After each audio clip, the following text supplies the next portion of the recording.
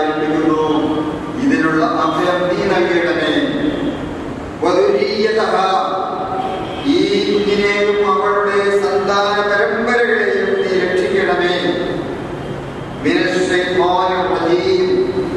ശപിക്കപ്പെട്ട പിശാചിന്റെ ഉപദ്രവങ്ങളിൽ നിന്നും, അവിശക്തനായ പിശാചിന്റെ പൈശാചിക ബോധനങ്ങളിൽ നിന്നും എന്റെ കുഞ്ഞിനെയും അവളുടെ അനന്തര തലമുറയെയും നീ കാത്തുരക്ഷിക്കണമേ എന്ന് ഈ വനിത പ്രാർത്ഥിക്കുകയാണ്. അങ്ങനെ പ്രാർത്ഥിക്കുമ്പോൾ അല്ലാഹു അവരുടെ പ്രാർത്ഥന സ്വീകരിക്കുന്നു.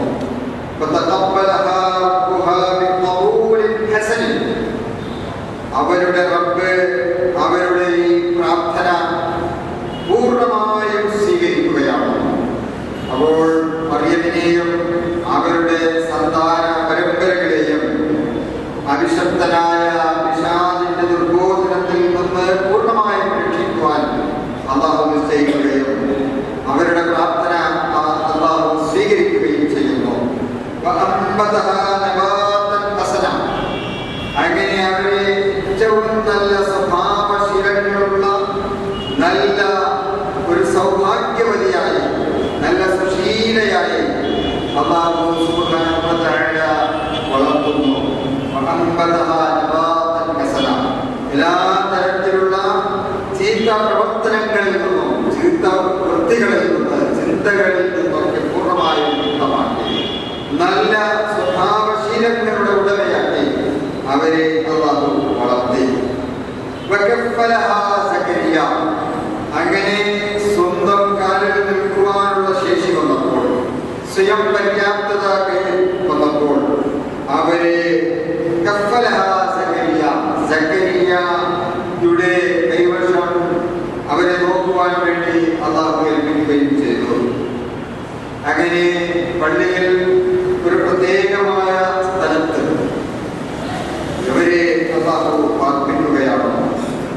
സക്കരിയ എന്ന ഇത് പ്രവാചകൻ സക്കരിയ ആണോ അതോ മറ്റ് ഒരു വ്യക്തി അവിടെ പള്ളിയിൽ പരികർമ്മിയായിരുന്ന ഒരു വ്യക്തിയാണോ എന്നതിനെ സംബന്ധിച്ചും മുഫസ്സിറുകൾക്കിടയിൽ അഭിപ്രായ വ്യത്യാസമുണ്ട്.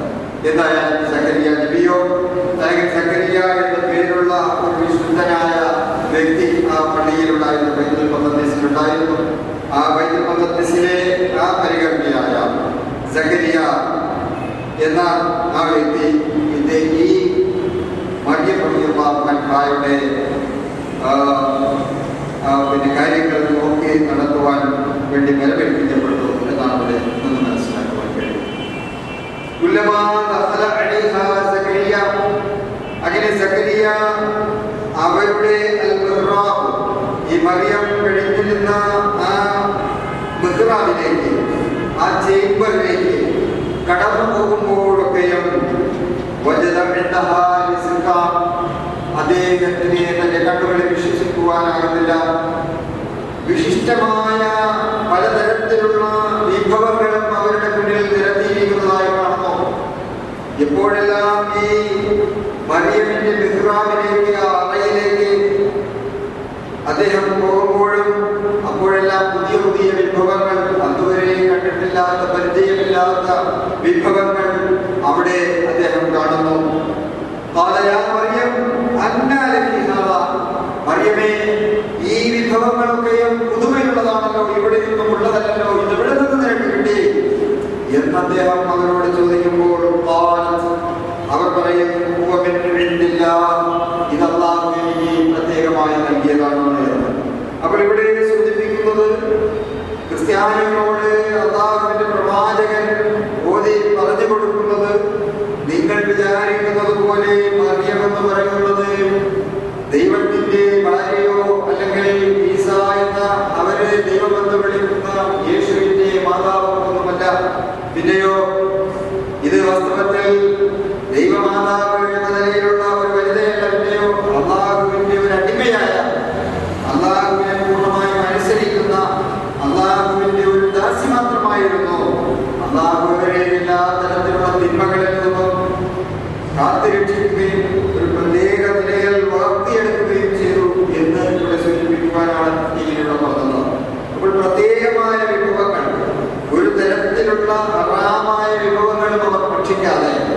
പൂർണ്ണമായും ഹലാലായ ഹിതകരമായ അല്ലാഹുവിന് ഇഷ്ടമുള്ള ഭക്ഷണങ്ങൾ കഴിച്ചുകൊണ്ട്, ഒരുപക്ഷെ സ്വർഗത്തിൽ നിന്ന് ഇറക്കപ്പെട്ട സ്വർഗീയ ഭക്ഷണങ്ങൾ കഴിച്ചുകൊണ്ട് ആണ് അവർ വളർന്ന് വലുതാകുന്നത്. അതുകൊണ്ട് ഇതിൽ ഒരു സംശയത്തിനും ഇടമില്ല എന്നാണ് അല്ലാഹു ഇവിടെ സൂചിപ്പിക്കുന്നത്.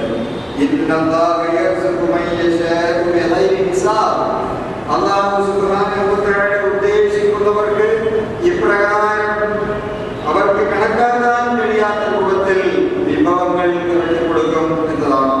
അപ്പോൾ അല്ലാഹുവിന്റെ അപാരമായ ഖുദ്റത്താണത്, അല്ലാഹുവിന്റെ അപാരമായ കഴിവാണത്.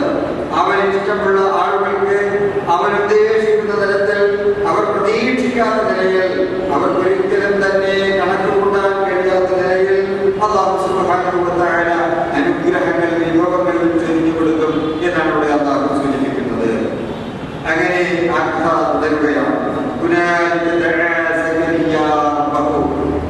അങ്ങനെ അവിടെ സക്കരിയ അദ്ദേഹത്തിന്റെ റബ്ബിനോട് വിളിച്ച് പ്രാർത്ഥിക്കുകയാണ്. അദ്ദേഹം പ്രാർത്ഥിക്കുന്നു, റബ്ബി, എന്റെ റബ്ബേ, എനിക്ക് കൂടെ നീ നല്ല സന്താനങ്ങളെ, വിശുദ്ധരായ സന്താനങ്ങളെ നൽകി എന്നെയും നീ അനുഗ്രഹിക്കണമേ നാഥ എന്നോ സക്കരിയ പ്രാർത്ഥിക്കുകയാണ്. അപ്പോൾ ആ പ്രാർത്ഥനയിൽ നിന്ന് നമുക്ക് മനസ്സിലാക്കുവാൻ കഴിയും, അദ്ദേഹത്തിന്റെ വാർദ്ധക്യമായി എങ്കിലും വാർദ്ധക്യ സഹജമായ എല്ലാ അവശതകളും ജീവിക്കുന്ന ആ വ്യക്തി ഇപ്പോഴും ഒരു കുഞ്ഞിക്കാൽ കാണാൻ ആഗ്രഹിക്കുന്നു, കൊതിക്കുന്നു എന്നാണ്. അദ്ദേഹവും പ്രാർത്ഥിക്കുകയാണ്, നാഥ, എനിക്കും നീ ഒരു പരിശുദ്ധമായ ഒരു സന്തതിയെ നൽകി എന്നെയും നീ അനുഗ്രഹിക്കണമേ. അപ്പോൾ അദ്ദേഹം ഇങ്ങനെ നിരന്തരം അല്ലാഹുവോട് പ്രാർത്ഥിക്കുകയാണ്. അല്ലാഹുവേ, നീ കേൾക്കുന്നവൻ,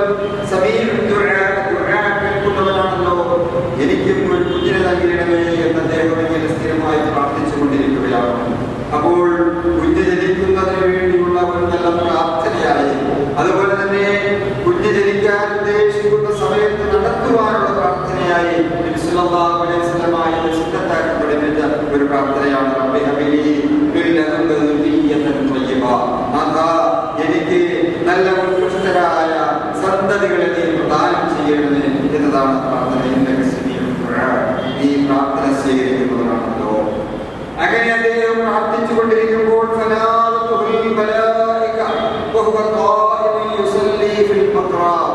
അദ്ദേഹം സക്കരിയ അലൈഹിസ്സലാം ഇങ്ങനെ പ്രാർത്ഥനയിൽ മുഴുകി പള്ളിയിൽ അദ്ദേഹം നമസ്കാരം നിർവഹിച്ചുകൊണ്ടിരിക്കുമ്പോൾ അവിടെ മലക്കുകൾ കടന്നു വന്നുകൊണ്ട് പ്രഖ്യാപിക്കുകയാണ്,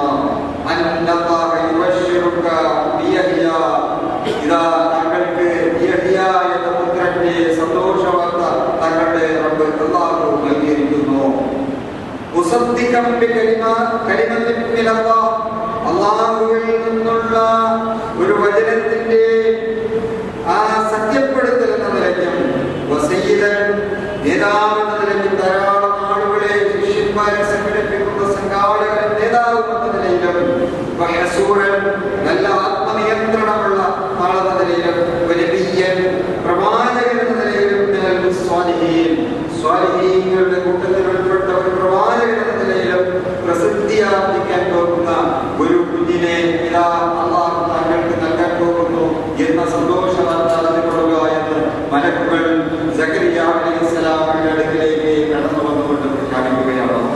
അപ്പോൾ ഇവിടെ യഹ്യ എന്ന പേര്, ഈ യഹ്യ എന്നത് ബൈബിളിൽ സ്നാപക യോഹന്നാൻ എന്നാണ് അറിയപ്പെടുന്നത്.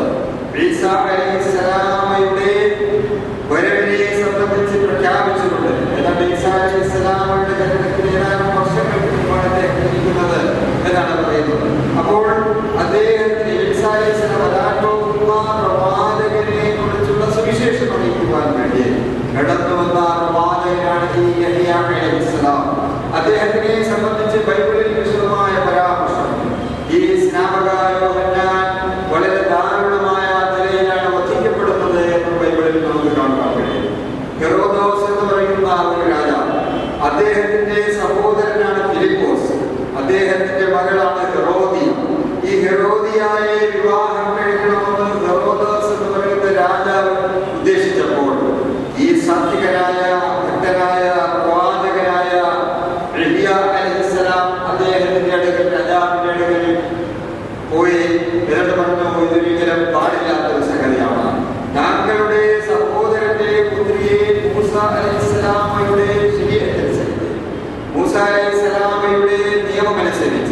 താങ്കൾ വിവാഹം കഴിക്കാൻ പാടില്ല എന്ന് പറഞ്ഞപ്പോൾ അതിൽ അദ്ദേഹം രാജാവിനോട് വല്ലാതെ കോപാകുലനാവുകയും അദ്ദേഹത്തെ വധിക്കാൻ എടുക്കുകയും ചെയ്തു എന്നാണ് കാണാൻ കഴിയുന്നത്. അപ്പോൾ വധിക്കാൻ എടുക്കുമ്പോൾ ജനങ്ങളൊക്കെ വിളകിവശാകുന്നതിനാണ് അദ്ദേഹം തൽക്കാലം എടുത്തു. പിന്നീട് ഈ ഹെറോദിയ എന്ന സ്ത്രീയെ വിവാഹം കഴിക്കുകയും ആ വിവാഹത്തിന്റെ ആദ്യ ദിവസം അദ്ദേഹം വല്ലാതെ ഉന്നതാവസ്ഥയിൽ കഴിയുമ്പോൾ ഈ സ്ത്രീ തന്നെ എനിക്ക് എന്ത് ചോദിച്ചാലും തരുമോ എന്ന് ആവശ്യപ്പെടുകയും എന്ത് ചോദിച്ചാലും നിനക്ക് ഞാൻ നേടിത്തരും, അത് സാധിപ്പിച്ചു തരും എന്ന് രാജാവ് പറയുകയും അപ്പോൾ ഈ സ്ത്രീ ഈ റാണി അവരുടെ അമ്മയുടെ പ്രേരണ കൊണ്ട് ഈ ഇസ്ലാമയുടെ തലകയിൽ വെച്ച് തരണമെന്ന് ആവശ്യപ്പെട്ടപ്പോൾ ഈ രാജാവ് എല്ലാം മറന്നുകൊണ്ട് ഇസ്ലാമെ വധിക്കുവാനായി കൽപ്പിക്കുകയും അങ്ങനെ ആ ഒരു തലക ഈ സ്ത്രീയുടെ റാണിയുടെ മുന്നിൽ കൊടുത്തു എന്നുമാണ് ബൈബിളിൽ നമുക്ക് കാണുവാൻ കഴിയും. ബൈബിളിൽ പറയുന്നത് ഈ രൂപത്തിലല്ല, ചെറിയ വ്യത്യാസമുണ്ട്. ഈ ഹെറോദോസ് എന്ന് പറയുന്ന രാജാവിന്റെ അനുജന്റെ ഭാര്യയാണ്, അനുജനായ ഫിലിപ്പോസിന്റെ ഭാര്യയാണ് ഈ ഹെറോദിയ എന്നാണ് ബൈബിളിൽ പറയുന്നത്. അദ്ദേഹം മരിച്ചതിന് ശേഷം, ഫിലിപ്പോസ് മരിച്ചതിന് ശേഷമാണ് ഈ സ്ത്രീയെ രാജാവ് വിവാഹം കഴിച്ചത് എന്ന് പറയുന്നത്. പക്ഷെ അവിടെ നമുക്ക് കാണുവാൻ കഴിയും, ഒരു സഹോദരൻ മരിച്ചു കഴിഞ്ഞാൽ ആ സഹോദരന്റെ ഭാര്യയെ വിവാഹം കഴിക്കുന്നത് ഹറാമായ കാര്യമല്ല. മുസ്ലിം ശരീരത്തിലും അതുപോലെ തന്നെ ഇസ്ലാമിക ശരീരത്തിലും അത് ഹറാമല്ല എന്ന് നമുക്ക് കാണുവാൻ കഴിയും. അപ്പോൾ ആ അർത്ഥത്തിൽ ആ ബൈബിളിലുള്ള പരാമർശം പൂർണ്ണമായും ശരിയാണോ എന്നതിനെ സംബന്ധിച്ച് ബൈബിൾ പണ്ഡിതന്മാർ തന്നെ സംശയം രേഖപ്പെടുത്തിയതായി നമുക്ക് കാണുവാൻ കഴിയും. അപ്പോൾ എന്തായാലും യഹിയ അലൈഹിസ്സലാമിനെ സംബന്ധിച്ചുള്ള ഒരു പരാമർശമാണ് ഇവിടെ നടക്കുന്നത്.